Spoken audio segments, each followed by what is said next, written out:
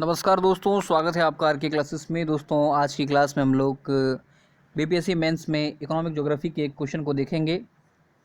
आजकल नेटवर्क की काफ़ी समस्या रहती है, कई सारे वीडियो जो हैं अपलोड नहीं हो पाते हैं, तो लेकिन उसका पीडीएफ आपको टेलीग्राम पे ज़रूर सेंड कर दिया जाता है।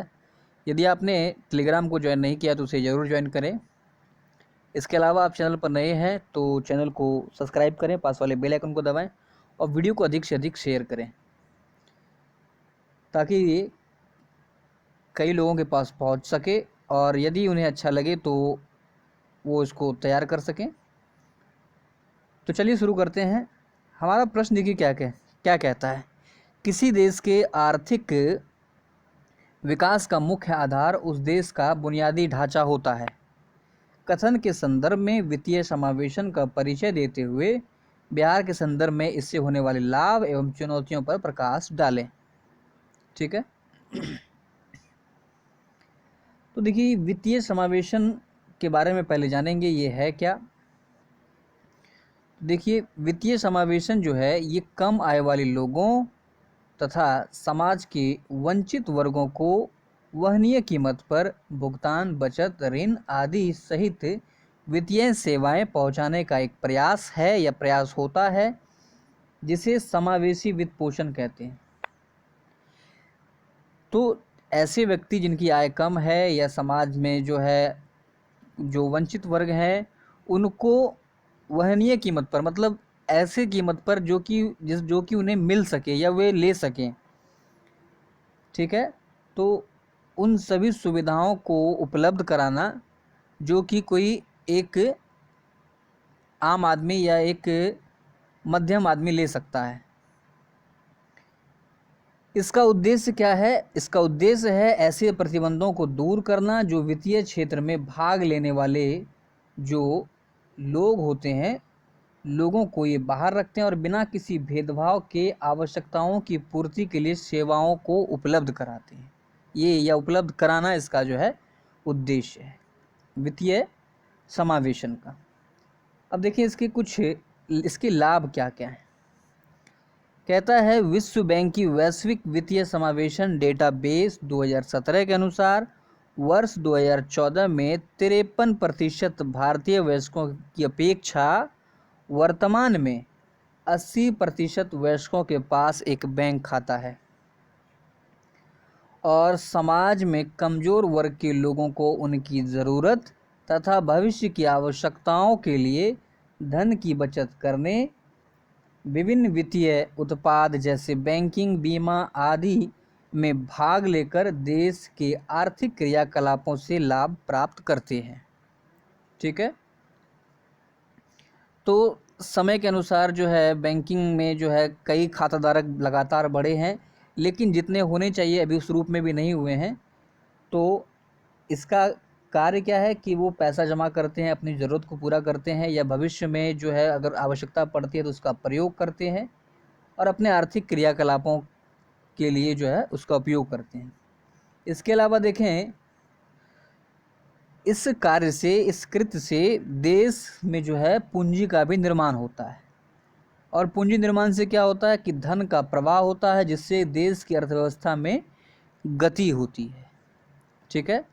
पहले जो है, अगर पहले की बात की जाए तो पहले निजी वित्तीय संस्थान सीमित आय वाले ग्राहकों के साथ संलग्न नहीं था। ठीक है।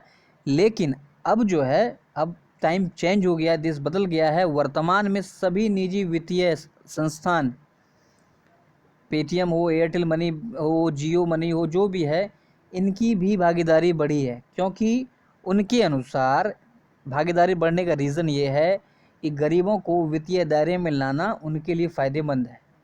ठीक है। पहले इसमें कई सारे कंडीशन थी, लेकिन अब लगभग सभी कंडीशनों को हटा दिया गया है। वित्तीय समावेशन से सरकार को जो है सरकारी सब्सिडी के हेराफेरी पर रोक लगाने में सफलता मिली है, क्योंकि देखिए पहले जो है वस्तुओं पर जो है सब्सिडी दे दी जाती थी, लेकिन उसका जो है समुचित लाभ लोगों को नहीं मिलता था। अब क्या है, उत्पाद पर जो है सब्सिडी देने की बजाय सब्सिडी की राशि सीधे लाभार्थी के खाते में जमा होता है, तो उससे डायरेक्ट उसको फ़ायदा हो जाता है ना। लेकिन देखिए ये सब तो इसके फ़ायदे हम लोगों ने देखा, अब इसमें कुछ चुनौतियां भी हैं, उन्हें भी देखते हैं। बैंक खाता वित्तीय सेवाओं का प्रवेश द्वार है, लेकिन विश्व बैंक की रिपोर्ट के अनुसार भारत में करोड़ों लोगों के पास बैंक खाता नहीं है। ठीक है, ये आंकड़ा बहुत बड़ा है। एक बड़ी आबादी के पास बैंक खाता नहीं होने के कारण जो है गैर बैंकिंग आबादी के मामले में भारत का स्थान दूसरा है, पहले नंबर पर चाइना है। वहीं अगर बात की जाए तो कम आय वाले उपभोक्ता जो हैं ये डिजिटल सेवाओं का लाभ लेने हेतु आवश्यक तकनीक खर्च उठाने में सक्षम नहीं है। जैसे कि मान लेते हैं कि अगर किसी चीज़ का हम लोग यूज़ करते हैं या ट्रांजैक्शन करते हैं डेबिट, तो इसके कुछ चार्जेस लगते हैं, तो उसका खर्च उठाने में जो है जिनकी आय कम है वे सक्षम नहीं है। इसके अलावा जो सबसे बड़ी बात है कि इन लोगों में या इस प्रकार के लोगों में तकनीकी कौशल का भी बहुत अभाव है।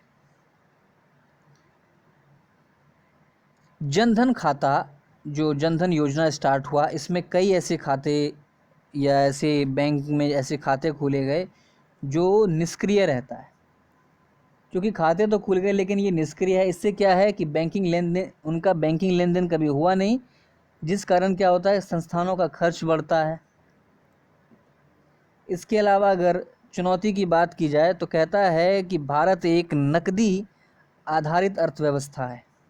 ये जो हम लोग देख रहे हैं कि तकनीकी अभाव वगैरह, ये सब जो है बिहार, यूपी, झारखंड, इन सभी क्षेत्रों में ज़्यादा, ग्रामीण क्षेत्रों में ये समस्या उत्पन्न रहती है। इसके अलावा भारत एक नकदी आधारित अर्थव्यवस्था है। अंतर्राष्ट्रीय श्रम संगठन के अनुसार देश के 81% लोग अनौपचारिक क्षेत्र में कार्यरत हैं, जो कि लेन देन के लिए नकदी आधारित अर्थव्यवस्था पर निर्भर करते हैं, और ऐसे में डिजिटल भुगतान को अपनाना एक चुनौती है। अगली चुनौती की बात की जाए तो वित्तीय समावेशन में लैंगिक अंतराल की बात की जाए तो भारत में 15 वर्ष से अधिक आयु के 83% पुरुषों की अपेक्षा 77% महिलाओं ने ही किसी वित्तीय संस्थान में जो है खाते का संचालन किया है। तो ये अंतराल भी जो है काफ़ी प्रभावित करता है। इसके अलावा अगर बात की जाए हैंडसेट, मोबाइल, इन सभी के प्रयोग की, तो इसमें भी जो है काफ़ी अंतर है। तो ये इसकी चुनौतियां हैं। इन सभी को अगर ठीक कर लिया जाता है तो ठीक जो हकदार है उन्हें उसका लाभ मिलेगा। तो इसके लिए हमें क्या करना होगा, भारत में वित्तीय समावेशन की सफलता के लिए एक बहुआयामी दृष्टिकोण होना आवश्यक है, जिसके द्वारा मौजूदा डिजिटल फॉर्म, बुनियादी ढांचा, मानव संसाधन आदि को मजबूत करना आवश्यक है, ताकि नए तकनीक नवाचारों को बढ़ावा दिया जा सके। यदि मौजूदा समस्या के समाधान के लिए पर्याप्त उपाय किए जाते हैं तो वित्तीय समावेशन के द्वारा गरीबों को भी आर्थिक विकास का लाभ मिल सकेगा। ठीक है दोस्तों, उम्मीद है आपको ये समझ में आया होगा। इसे आप और अच्छे से लिखने का प्रयास करें।